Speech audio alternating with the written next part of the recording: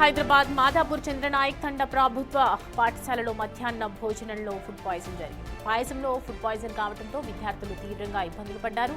అస్వస్థకు గురైన 44 మంది విద్యార్థులను కొండాపూర్ ఏరియా హాస్పిటల్కు తరలించారు. 6 విద్యార్థుల పరిస్థితి ప్రస్తుతం విషమంగా ఉండటంతో మెరుగైన చికిత్స కోసం నానక్రామ్ గూడలోని రెయిన్బో హాస్పిటల్కి విద్యార్థులను తరలించారు.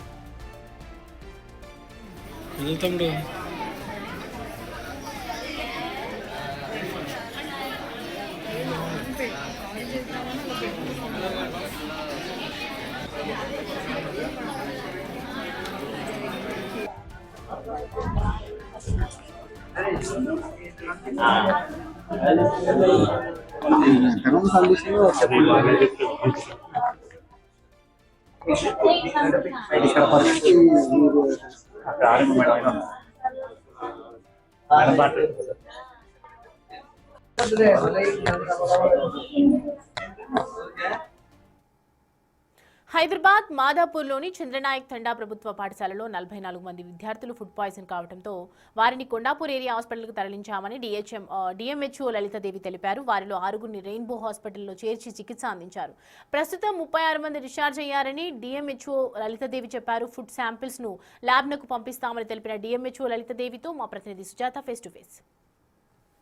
మాదాపూర్ చంద్రనాయక్ తాండా ప్రభుత్వ హాస్పిటల్లో మధ్యాహ్న భోజనం తర్వాత 43 మంది విద్యార్థులు కూడా వామిటింగ్స్ చేసుకున్నారు. ప్రస్తుతం డిఎంహెచ్ఓ ఇక్కడికి వచ్చి పర్యవేక్షిస్తున్నారు. విద్యార్థుల పరిస్థితి ఏ విధంగా ఉందో అడిగి తెలుసుకోవడంతో పాటు డాక్టర్స్ తో కూడా ఏం జరిగింది, ఎలా ఉంది సిచ్యువేషన్ అని చెప్పేసి మాట్లాడుతున్నారు. ప్రస్తుతం డిఎంహెచ్ఓ లలితాదేవి ఉన్నారు. మ్యామ్ చెప్పండి, ఎలా ఉంది? పిల్లలది మనము అబ్జర్వేషన్ 4 hours ఇక్కడ ఉన్నారు. అందరూ స్టేబుల్ అయ్యారు. అంటే మెయిన్గా చిన్నపిల్లలు వాళ్ళు 4th class 6th class 7th 8th వాళ్ళు ఉన్నారు. సో ఒకరిని చూసి ఒకరు ప్యానిక్ అయ్యారు వామిటింగ్స్ అయ్యేసరికి. అక్కడ టీచర్ చెప్పింది ఏంటంటే అక్కడ వామిటింగ్స్ అయ్యాయి. మేము అంబులెన్స్లను పంపించేసేసరికి అంబులెన్స్లో పిల్లలు ఎక్కేసరికి ఎవరికి వామిటింగ్స్ లేవు, అందరు స్టేబుల్ ఉన్నారు. సో చిన్నపిల్లలు కదా, ఎందుకు అన్నెసెసరీ రిస్క్ తీసుకోవడము, 2-3 hours అబ్జర్వేషన్ పెట్టుకుందామని ఇక్కడ షిఫ్ట్ చేశాము. సో అందరు స్టేబుల్ ఉన్నారు. పీడియాట్రిషియన్ కూడా చూశారు. సో అందరిని కూడా ఇప్పుడు డిశ్చార్జ్ చేస్తున్నాం. ఎంతమంది స్టూడెంట్స్ మొత్తం ఈరోజు హాస్పిటల్లో అడ్మిట్ అయ్యారు? మరికొంతమంది ప్రైవేట్ హాస్పిటల్లో కూడా అంటున్నారు. ఎంతమంది ఉన్నారు, వాళ్ళ పరిస్థితి? మొత్తం మనకు 44 అండి. 38 ఇక్కడ ఉన్నారు. వీళ్ళు డిశ్చార్జ్ చేస్తున్నాము. 6 members ఉన్నారు. వాళ్ళని కూడా ఇప్పుడు డిశ్చార్జ్ చేస్తున్నాం. ఇప్పుడే చూసి వచ్చాను. వాళ్ళు కూడా స్టేబుల్ ఉన్నారు. అన్నెసెసరీ రిస్క్ ఎందుకు చిన్నపిల్లలని అబ్జర్వేషన్ పెట్టి పంపిస్తున్నాము. మార్నింగ్ బ్రేక్ఫాస్ట్ బోండా పెట్టారు, ఆయిల్ ఎక్కువగా ఉంది, రోజు వచ్చేటువంటి ఫుడ్ లాగా లేదు అని చెప్తున్నారు పిల్లలు. ఎక్కడి నుంచి ఫుడ్ తెప్పిస్తున్నారు? అది వాళ్ళు ఎడ్యుకేషన్ డిపార్ట్మెంట్ వాళ్ళు చెప్పాలి. మామూలుగా ఫుడ్ ఎక్కడి వస్తుందని. సో అది స్కూల్లో ఎలా ఉంది నాకు ఐడియా లేదు. ఫుడ్ మెనూ ఏమి ఇచ్చారని ఏమన్నా చెప్తున్నారా మ్యామ్? టీచర్స్ కావచ్చు లేకపోతే స్టూడెంట్స్ కావచ్చు. అంటే మేము పిల్లల్ని అడిగిన దాంట్లో మాత్రం మార్నింగ్ మెనూ బోండా అన్నారు, మధ్యాహ్నం రైస్, ఆలు కర్రీ, పప్పు, తర్వాత సేమియా అన్నారు.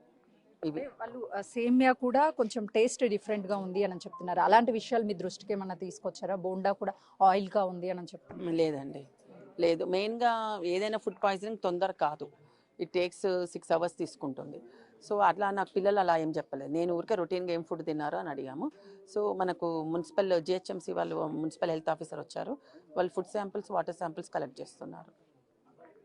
ఇప్పుడు మీరు డాక్టర్స్తో మాట్లాడినప్పుడు వీళ్ళ కండిషన్ ఏ విధంగా ఉంది? ఎందుకంటే మీరు అన్నట్టుగా ఫుడ్ పాయిజన్ అనేది స్లోగా వెళ్తుంది. సో రేపు మార్నింగ్కి వీళ్ళకి ఇంపాక్ట్ ఏమన్నా అవుతుంది, లేకపోతే ఏదైనా ట్రీట్మెంట్ అదనంగా అవసరమని డాక్టర్స్ ఏమన్నా చెప్తున్నారు? లేదండి, వాళ్ళకు అలాంటిది ఏం లేదు. సో మామూలుగా మనం 4 hours ఏమన్నా ఇంపాక్ట్ అవుతుంది రేపు మార్నింగ్ అనేది ఈ 4 hours తెలిసిపోతుండే మనకు. సో వాళ్ళకి ఏం సిమ్టమ్స్ లేవు కాబట్టి అలాంటిది ఏం జరగదు. పేరెంట్స్ టెన్షన్ పడుతున్నారు, పిల్లలకి ఏదన్నా అవుతుంది ఏమో అని చెప్పేసి. ఇటు డాక్టర్స్తో మాట్లాడినప్పుడు ఏ విధంగా మీకు చెప్తున్నారు? మీరు పేరెంట్స్కి ఏం చెప్పాలి?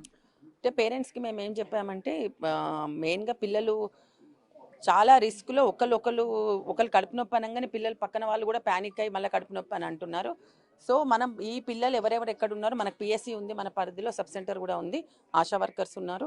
సో వాళ్ళ పర్యవేక్షణలో కూడా పిల్లలు చూసుకుంటాం మేము. ఫుడ్ పాయిజన్ అయింది అని చెప్తున్నారు. ఫుడ్ని శాంపిల్స్కి ఏమైనా పంపిస్తారా? ఎలాంటి చర్యలు తీసుకోబోతున్నారు?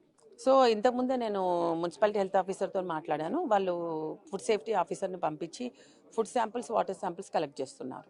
మీరు గమనించినటువంటి దాని ప్రకారము ఉదయం బ్రేక్ఫాస్ట్లో ఫుడ్ పాయిజన్ అయ్యి ఉండొచ్చా, లేకపోతే మధ్యాహ్నం వచ్చినటువంటి పాయసం కావచ్చు, ఫుడ్లో కావచ్చు పాయిజన్ అయ్యి ఉండొచ్చు? అంటే అబ్జర్వేషన్లో మాత్రం ఇప్పుడు ఈ ఫుడ్ అనేది మనకు అన్ని స్కూల్స్కి అన్ని వాటికి వెళ్ళింది, వాళ్ళ దగ్గర నుండి ఏం కంప్లైంట్ లేదు. సో ఇది అది దీంతోనని మనం చెప్పలేము.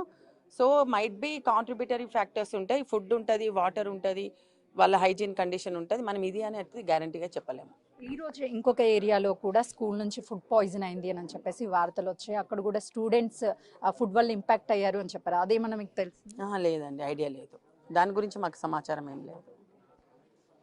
ఈరోజు ఇక్కడ కొండాపూర్ ఏరియా హాస్పిటల్లో చంద్రనాయక్ ప్రభుత్వ స్కూల్ నుంచి 44 మంది ఇక్కడికి వచ్చారు. 38 మంది ట్రీట్మెంట్ ఉంటే మరో 6గురిని మాత్రము ప్రైవేట్ హాస్పిటల్కి తరలించాము. వాళ్ళని కూడా పర్యవేక్షించాము. వాళ్ళ హెల్త్ కండిషన్ ఇప్పుడు బాగుంది. ఇప్పుడు ఉన్నటువంటి పిల్లల్ని కూడా డిశ్చార్జ్ చేశారు. ఇద్దరు మాత్రమే కొంచెం ఫీవరిష్ ఉండడం వల్ల వాళ్ళిద్దరిని కూడా ఇక్కడే ఉంచి అబ్జర్వేషన్లో ఉంచాము. ఫుడ్ శాంపిల్స్ని కలెక్ట్ చేసి ఖచ్చితంగా పంపిస్తాము. ఏం జరిగింది, ఎలా ఫుడ్ పాయిజన్ జరిగింది అనేది కూడా తెలుస్తుంది. డాక్టర్స్తో మాట్లాడినప్పుడు వాళ్ళకి ఎలాంటి ఇబ్బందులు లేదని కూడా చెప్పారని డిఎంహెచ్ఓ చెప్తుంది. కెమెరామెన్ రాజుతో సుజాత, కొండాపూర్ ఏరియా హాస్పిటల్.